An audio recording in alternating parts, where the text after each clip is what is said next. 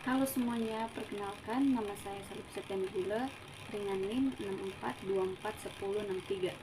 Baik, di sini saya akan mempresentasikan tugas saya dengan judul analisis keluhan konsumen atau nasabah menggunakan pendekatan customer relationship management. Dan di sini ada studi kasus yang akan dibahas. Yang pertama, keluhan customer pada kamera smartphone iQ. Yang kedua, keluhan nasabah Bank BCA terkait dana yang dibekukan oleh pemerintah melalui PPATK. Dan yang ketiga, menganalisis komparatif dari kasus A dan B.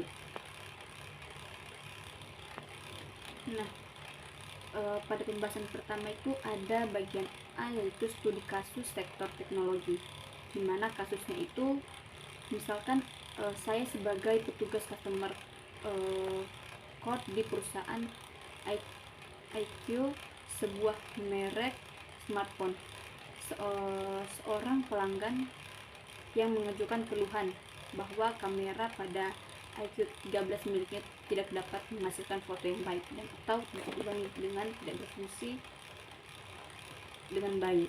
Maka hal pertama yang akan dibahas itu yang akan saya bahas yaitu mengidentifikasi masalah utama atau CRM analisis.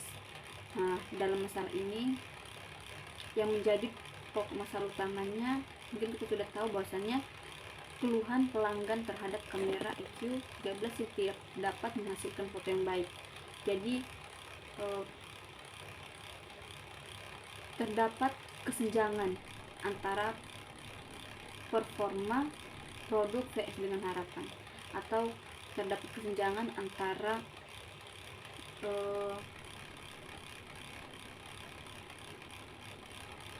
keinginan dengan harapan. Jadi karena dia membeli produknya itu tadi mungkin mengharapkan hasil yang baik, ternyata tidak sesuai ekspektasi, maka terjadilah itu VS antara kesenjangan antara performa produk dengan harapannya. Nah, di sini saya akan membahas bagian prinsip CRM dalam menangani kasus. Yang pertama itu ada orientasi pelanggan customer centricity. Nah, apa itu orientasi pelanggan customer centricity itu? Nah, di sini yang berarti pelanggan adalah fokus utama. Maka setiap keputusan dan tindakan dalam menangani kasus harus bertujuan untuk memenuhi kebutuhan dan dengan tujuan mencapai kepuasan pelanggan, bukan hanya memenuhi prosedur internal perusahaan. Dan yang kedua itu ada pengumpulan dan sentralisasi data terpadu. Nah, pada kasus kedua ini penting, menjadi prinsip yang harus kita lakukan ya, supaya kita yang sebagai petugasnya itu bisa memahami dengan cermat, bisa langsung menangani tanpa harus kita bertanya berkali-kali kepada customer keluhan yang mereka alami. Misalnya mereka sudah memberitahu keluhan, jadi kita tidak perlu lagi kayak berpikir dulu bagaimana untuk menyelesaikannya. Jadi pengumpulan data ini penting, mulai dari riwayat pembelian. Pengumpulan data yang kita lakukan ini mulai dari riwayat pembelian, komunikasi sebelumnya, dan detail kasus. Ini harus dikumpulkan dan disimpan di satu tempat terpusat atau sistem CRM. Nah, inilah satu strategi juga atau satu cara juga bagaimana supaya kita sebagai staf yang menangani kasus tersebut lebih cepat tanggap dalam menyelesaikan masalah tanpa harus kita berulang-ulang kali memahami keluhan dari customer. Dan untuk yang ketiga itu ada mengenai mendengarkan aktif dan empati. Nah, prinsip keempat ini juga hampir berkaitan dengan yang sebelumnya, cuman hanya saja di sana di poin keduanya kita lebih kayak mengumpulkan data supaya kita itu lebih mudah lagi bagaimana cara kita menangani atau menyelesaikan masalah tersebut. Baik, pada poin berikutnya ada mendengarkan aktif dan empati. Nah, kita sebagai seorang staff harus benar-benar mendengarkan apa yang menjadi keluhan yang akan disampaikan oleh pelanggan dengan aktif dan merasakan posisi mereka, atau disebut dengan empati. Jadi di sini kita harus benar-benar mendengarkan supaya mereka juga tidak merasa bahwasanya kita itu kayak tidak peduli. Jadi kita harus memperlihatkan sikap empati kita kepada klien mereka. Nah, dan juga mengakui dan memvalidasi. Hal ini juga akan mengakui dan memvalidasi perasaan pelanggan, akan sangat membantu menenangkan situasi dan membangun kepercayaan. Nah, pada bagian nomor 3 di sini ada mendengarkan aktif dan empati. Nah, di sini kita sebagai staff atau sebagai petugas yang melayani satu pelanggan ini, di sini kita harus benar-benar memperlihatkan bahwasanya kita itu mendengarkan apa yang disampaikan, apa yang menjadi keluhan pada pelanggan dengan aktif dan merasakan posisi pelanggan. Maka dengan itu kita akan memberikan sikap empati sehingga mereka merasa dihargai, dan juga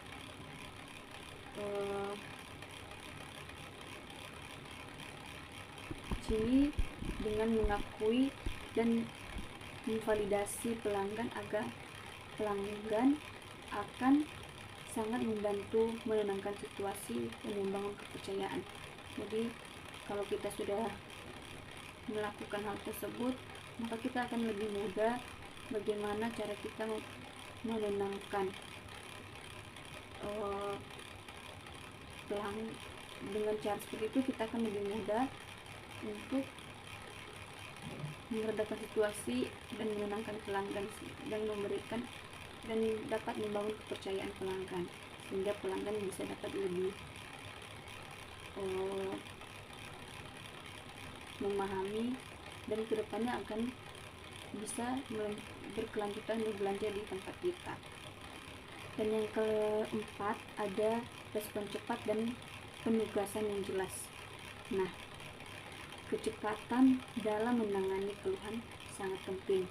Selain itu, harus ada penanggung jawab atau alur kerja atau disebut dengan workflow. Nah, yang jelas agar kasus segera diteruskan ke pihak yang tepat, mencegah pelanggan merasa dioper-oper. Jadi di sini kita perlu melakukan respon cepat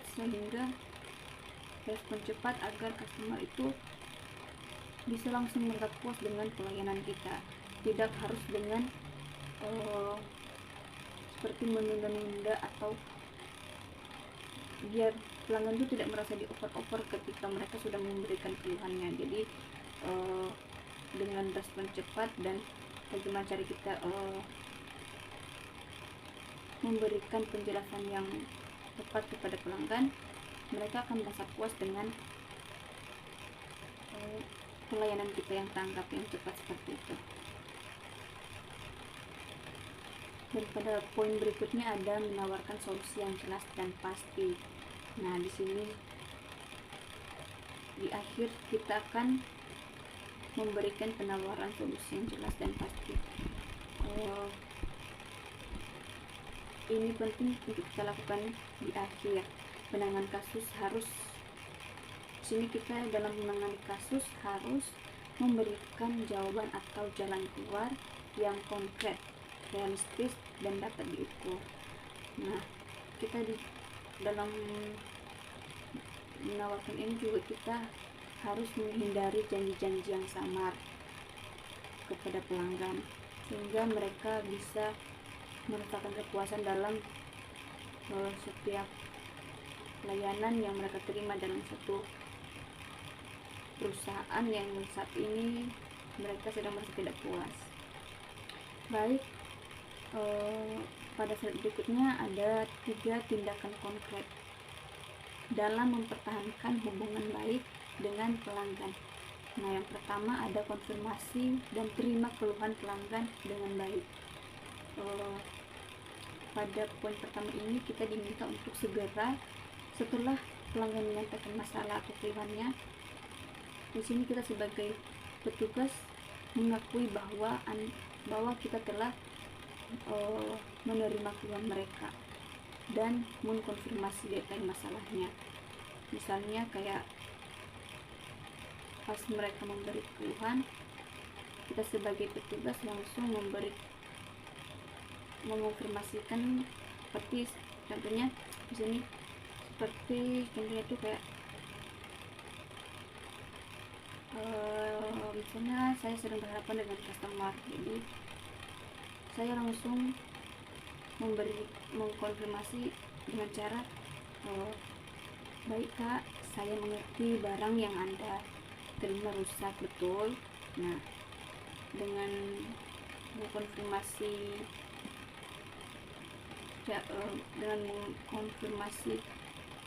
langsung ke pelanggan dengan baik, maka itu akan memberikan rasa didengar dan diakui oleh pelanggan. Nah, ini juga menunjukkan bahwa kita sebagai petugas itu serius menangani kasus mereka. Itu sudah dimulai dari awal, jadi bukan saat mereka komplain langsung ke tempat. Jadi kayak mau melalui sistem berkomunikasi secara langsung ataupun melalui sistem teknologi.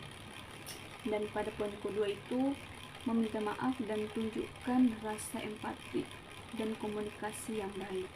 Nah, pada poin kedua juga itu termaksud tindakan konkret yang kita lakukan, karena di sini kita sebagai pelanggan kan harus benar-benar memberikan pelayanan bagaimana seorang pelanggan itu merasa puas dan tidak merasa dibohongi oleh produk yang kita jual. Nah, di sini pada poin kedua kita akan mengucapkan permintaan maaf yang tulus akan ketidaknyamanan yang dialami, terlepas dari siapa yang salah. Nah, guna empati. Nah, di sini kita harus menggunakan empati. Misalnya seperti contoh kalimat itu seperti, baik Kak, saya bisa membayangkan betapa berfungsinya Anda dengan produk yang Anda gunakan. Nah, pada bagian keduanya itu ada meminta maaf dan tunjukkan rasa empati dan komunikasi yang baik. Nah, pada poin keduanya ini, di sini kita tidak akan membahas siapa yang salah, siapa yang benar. Jadi untuk mempertahankan loyalitas pelanggan itu, baik pelanggan yang salah atau bagaimanapun, kita tidak bisa menyalahkan pelanggan. Di sini apapun yang terjadi, jika pelanggan sudah memberikan keluhan, maka kita sebagai pelanggan harus tetap memberikan sikap yang empati dan harus meminta maaf agar pelanggan bisa merasa puas dan tenang terhadap keluhan yang mereka sudah sampaikan. Nah, di sini juga kita setelah customer memberikan keluhannya, di sini juga kita harus tetap menjaga komunikasi yang baik, dengan tidak ketika customer menyampaikan keluhannya dengan emosi, nah kita juga ikut emosi. Nah itu yang tidak disarankan dalam menangani kasus tersebut. Jadi bagaimana di sini hal yang kita lakukan itu, yang penting itu bagaimana cara kita bisa membuat pelanggan itu puas dengan pelayanan kita. Dan di poin ketiga itu ada memberikan solusi yang terbaik. Nah, pada poin ketiga di sini kita akan memberikan solusi yang terbaik, di mana setelah mereka menyampaikan keluhan, kita akan memberikan solusi terbaik. Misalkan karena barangnya itu rusak, kita kan nggak bisa secara langsung ketika dia memberikan keluhan kita langsung menukarkan barangnya, nggak bisa ya. Jadi di sini kita akan memberikan solusi terbaik dulu. Contohnya itu seperti mengarahkan pelanggan ke beberapa cara atau fitur yang sudah pernah terjadi pada masalah-masalah berikutnya, dan misalkan itu juga tidak berhasil, maka kita akan menukarkan produk tersebut dengan yang baru. Jadi dengan sudah memberikan solusi, maka customer akan pastinya merasa puas dan juga bisa memberikan nilai loyalitas di masa yang akan mendatang. Dan untuk bagian nomor 4 ada umpan balik CRM pada produk Q. Nah, menganalisis di sini, hal yang dilakukan itu menganalisis kekuatan dan kelemahan, mengidentifikasi peluang inovasi, memperbaiki proses yang ada, meningkatkan pengalaman pelanggan secara keseluruhan, dan membuat keputusan bisnis yang lebih baik. Itulah umpan balik dari CRM dalam memberikan penanganan, solusi, dan juga bagaimana cara kita untuk terus memperbaiki hubungan yang baik dengan pelanggan. Dan pada bagian B ada studi kasus sektor keuangan. Nah, dengan kasus di sini saya misalkan bekerja sebagai customer core office di Bank BCA. Yang menjadi masalahnya itu ada seorang nasabah mengeluh karena dananya dibekukan oleh pemerintah melalui PPATK nasabah, sehingga ia merasa tidak nyaman dan khawatir kehilangan uangnya. Nah, pada pembahasan pertama di sini kita diminta untuk menganalisis keluhan pelanggan, dengan cara mengidentifikasi masalah utama dalam kasus tersebut. Nah, di sini yang menjadi keluhan nasabah itu terkait dana yang dibekukan oleh pemerintah melalui PPATK sehingga menimbulkan kekhawatiran kehilangan uangnya. Nah, menjadi masalah yaitu krisis kepercayaan dan kekhawatiran emosional yang dibebaskan oleh kurangnya transparansi dari pihak bank. Nah, itu ya yang menjadi masalah dalam kasus bagian B ini. Nah, di sini juga ada yang menjadi fokus solusinya, yaitu peningkatan empati dan asuransi. Nah, pada fokus solusinya itu peningkatan empati dan asuransi. Apa itu peningkatan empati? Nah, Peningkatan empati itu merupakan kemampuan staf yang menempatkan diri pada posisi pelanggan. Nah, di sini kita sebagai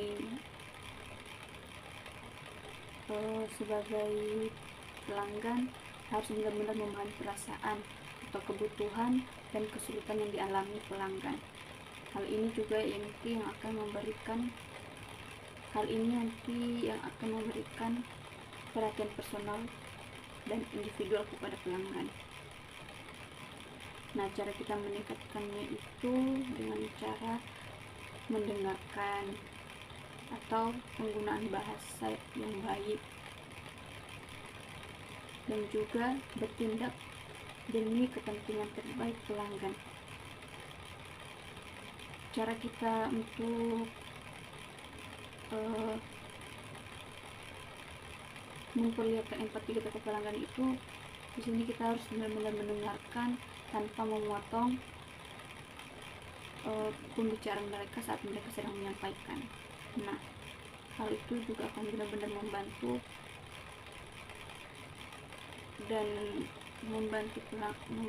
kita untuk menenangkan emosional pelanggan. Karena kalau kita langsung menyahut, yang ada bukan penyelesaian, melainkan pertengkaran yang terjadi. Dan apa itu asuransi? Nah, asuransi itu suatu kesopanan dan kemampuan kita sebagai petugas untuk menumbuhkan rasa percaya pada pelanggan. Nah, hal ini berkaitan dengan kompetensi dan kredibilitas perusahaan dalam menyelesaikan masalah. Dan pada poin berikutnya itu ada kategori keluhan. Yang pertama, mechanical complaints. Nah, mechanical complaints ini merupakan kategori ini berfokus pada ketidakpuasan yang timbul akibat karakteristik fisik atau fungsional dari produk atau layanan yang diberikan. Dan yang keduanya itu ada attitudinal complaints. Nah, attitudinal complaint ini masuk pada kategori yang berkaitan dengan interaksi antara pelanggan dan staf perusahaan. Dan yang ketiga ada service related complaints. Jenis keluhan ini menargetkan proses internal atau kebijakan organisasi yang menyebabkan ketidaknyamanan atau ketidakpuasan bagi pelanggan. Dan yang ketiga, service related complaints. Jenis keluhan ini menargetkan proses internal atau kebijakan organisasi yang menyebabkan ketidaknyamanan atau ketidakpuasan bagi pelanggan. Dan yang keempatnya itu ada usual complaints. Kategori ini berhubungan dengan masalah keuangan seperti ketidakakuratan tagihan, harga yang tidak sesuai dengan kesepakatan, atau kurangnya transparansi dalam struktur biaya. Nah, pada slide berikutnya itu ada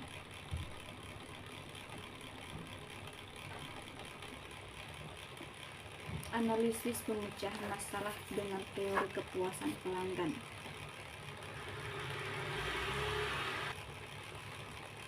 Pada slide berikutnya ada analisis pemecahan masalah dengan teori kepuasan pelanggan. Menurut Kotler dan Kalwer 2016 menegaskan bahwa penentuan tingkat kepuasan pelanggan terdiri dari 5 faktor utama yang harus diperhatikan oleh perusahaan. Yang pertama itu ada kualitas produk, kualitas layanan, emosi, dan harga dan biaya. Sedangkan menurut Zaid Ham dan dalam Anggraini N dan Alhempi R 2021. Kepuasan pelanggan didefinisikan sebagai perbandingan antara bagaimana mereka melihat jasa yang mereka terima dan apa yang mereka harapkan dari produk tersebut sebelum menggunakannya.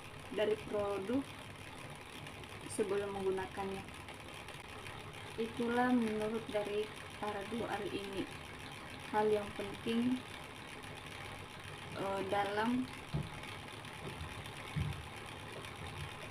kepuasan pelanggan, dalam pemecahan masalah dengan teori kepuasan pelanggan. Nah, di sini ada langkah-langkah penanganan keluhan pelanggan atau CRM approach. Yang pertama itu ada customer identification. Nah, pada poin pertama, saat keluhan masuk, langkah pertama yang kita lakukan yaitu mengidentifikasi pelanggan secara cepat menggunakan sistem CRM.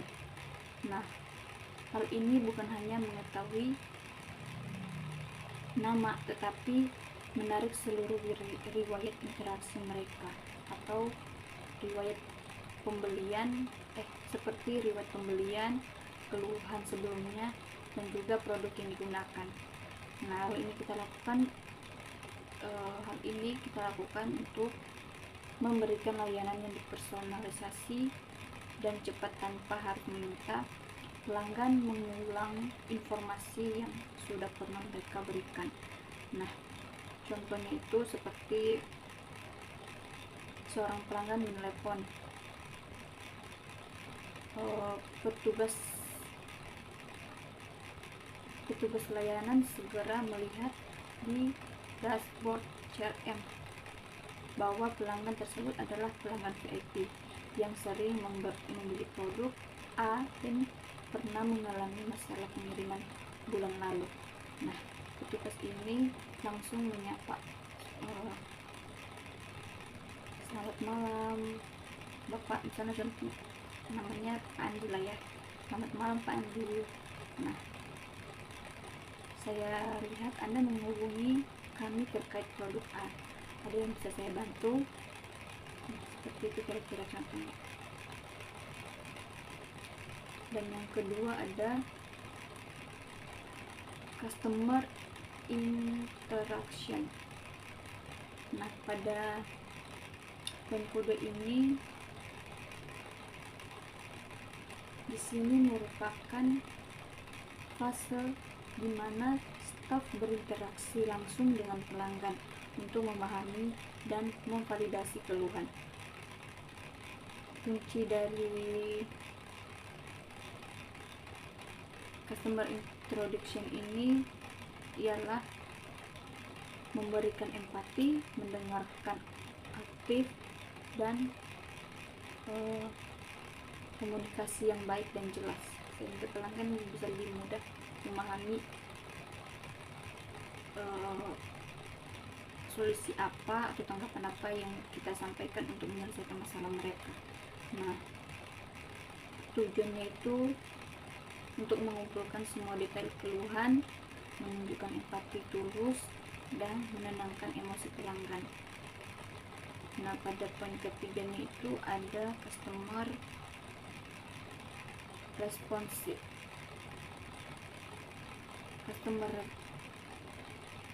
Setelah kita sudah melakukan poin 1 dan poin 2, di sini kita akan melakukan interaksi pendataan, di mana perusahaan harus merespon dengan tindakan konkret dan solusi pasti yang tercatat dalam sistem. Bahwa ini merupakan fase implementasi dari janji yang dibuat. Nah, dengan tujuannya itu untuk menyelesaikan masalah pelanggan secara efektif dan profesional. Dan yang berikutnya ada bagian nomor 4, yaitu customer retention.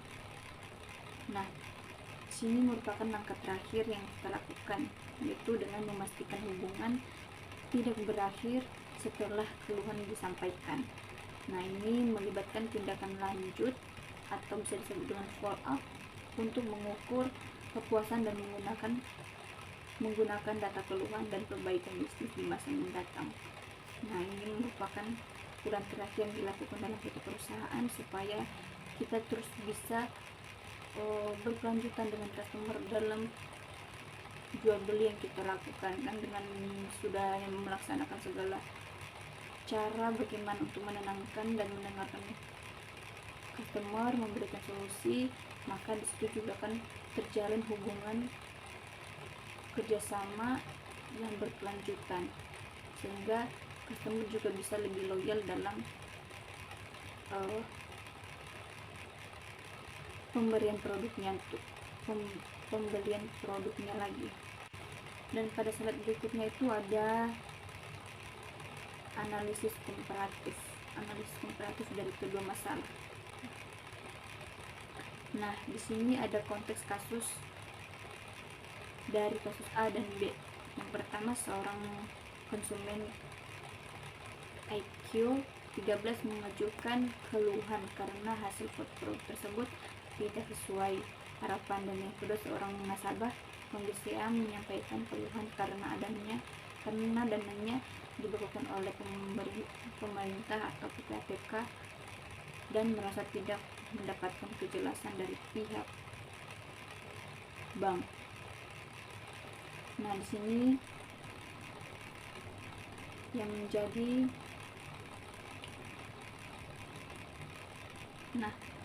untuk pada bagian yang akan kita bahas yang pertama, yaitu faktor yang mempengaruhi kepuasan pelanggan dalam masing-masing kasus. Di sini ada beberapa faktor yang sudah saya masukkan. Yang pertama itu faktor-faktor utama yang mempengaruhi kepuasan pelanggan dalam masing-masing kasus tersebut. Yang pertama ada konsumen IQ 13 kecewa dengan hasil foto.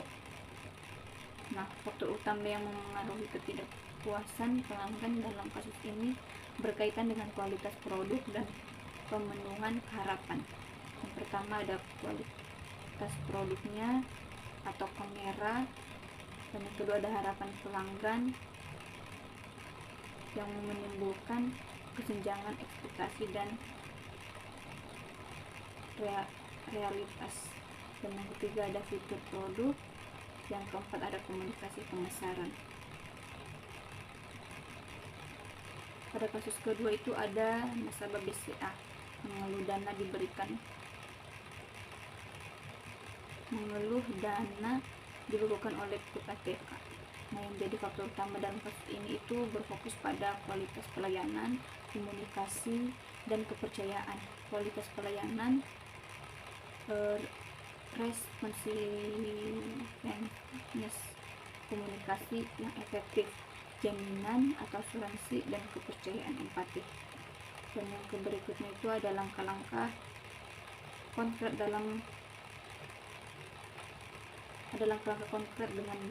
dengan dasar teori. Yang pertama itu berdasarkan Service Quality Theory Barnes 2013 menegaskan bahwa untuk meningkatkan loyalitas perusahaan harus meningkatkan kepuasan dan mempertahankan kepuasan tersebut dalam jangka panjang. Langkah-langkah yang dapat dilakukan yaitu yang pertama layanan yang cepat serta empati, dan yang kedua digitalisasi layanan yang andal agar dapat mendorong loyalitas pelanggan nasabah. Nah, sedangkan berdasarkan customer relationship management CRM Tejitono 2015 mendefinisikan customer relationship marketing sebagai upaya mengembangkan relasi berkesinambungan dengan para pelanggan dalam kaitannya dengan serangkaian produk dan jasa tersebut. Nah, langkah-langkah yang dapat dilakukan, yang pertama memberikan personalisasi pengalaman kepada pelanggan atau nasabah, dan yang kedua memberikan penerapan program loyalitas yang menarik. Nah, untuk slide berikutnya ada perbedaan strategi peningkatan kepuasan antara sektor produk, teknologi,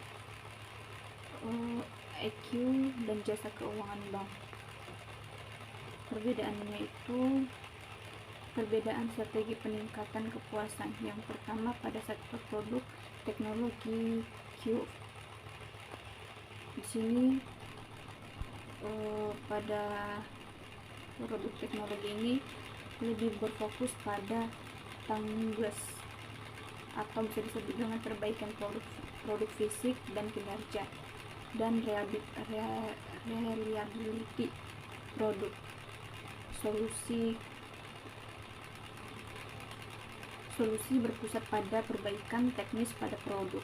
Sedangkan pada sektor keuangan, jasa keuangan atau BCA, di sini dia lebih fokus pada asuransi dan empati atau bisa disebut dengan kualitas kepercayaan dan komunikasi, dengan solusi yang berpusat pada edukasi dan penanganan emosional nasabah. Nah, yang menjadi pada slide berikutnya itu juga ada persamaan antara sektor produk, teknologi, Q, dan jasa keuangan bank. Yang pertama ada mereka di sini sama-sama menggunakan data driven improvement. Nah, keduanya ini wajib menggunakan data keluhan untuk perbaikan sistem CRM data, dan yang keduanya itu ada respons cepat atau responsiveness. Nah, respon ini yang tadinya juga sangat penting dan sama-sama digunakan oleh kedua kasus ini, yang dimana persamaan kedua ini merupakan kunci dalam kedua kasus untuk meredakan ketidakpuasan pelanggan atau nasabah. Dan yang ketiga itu fokus retensi. Nah, tujuan akhir dari kasus ini sama. Tujuan akhirnya itu sama, yaitu untuk mempertahankan nasabah pelanggan agar tetap loyal atau relationship marketing. Terakhir ada kesimpulannya itu strategi customer relationship management CRM harus fleksibel dan beradaptasi.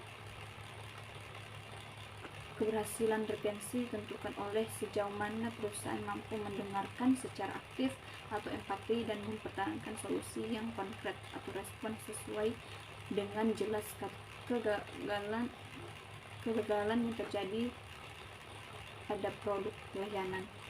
Dan sini juga ada daftar pustaka dari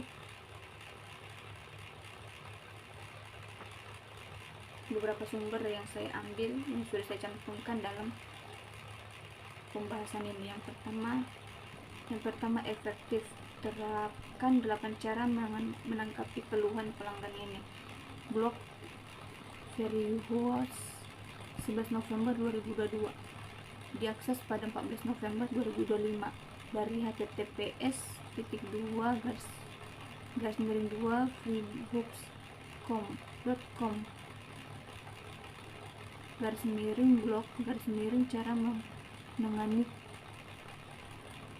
menangani plus keluhan plus cara menangani keluhan pelanggan. Berikutnya dari Dorsky Fizalubis Syahrul Ramadan 2025, titik mengukur kepuasan pelanggan perusahaan jasa dengan metode service quality, Bandung,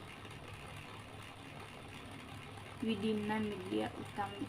Yang berikutnya Sius Mita 2025, analisis customer relationship manajemen CRM dalam perspektif manajemen pemasaran 1:1 halaman 48 sampai 51.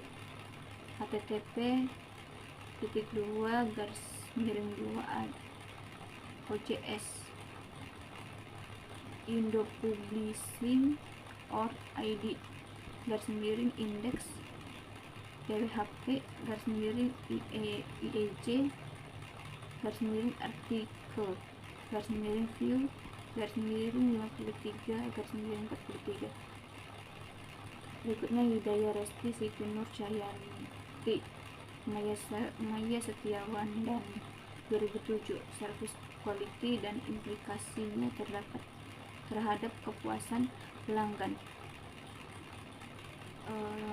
Ini sebenarnya full ya, tapi saya singkat menjadi 3 dalam kurung 2 https -2 garis miring 2 jurnal Palban IC ID garis miring an garis miring artikel garis miring view garis miring 930 garis miring 1064. Yang terakhir ada Syafira Larosati dalam kurung 2021 strategi customer dalam sisi marketing terdapat loyalitas pelanggan dengan vol 10 dalam kurung 5 Chrome notif titik 2 garis miring 2 PDF garis 2 link URL sama dengan konten persen 3A persen 2F persen media F2.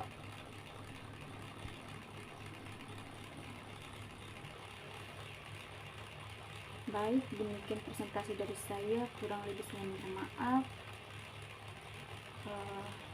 Terima kasih.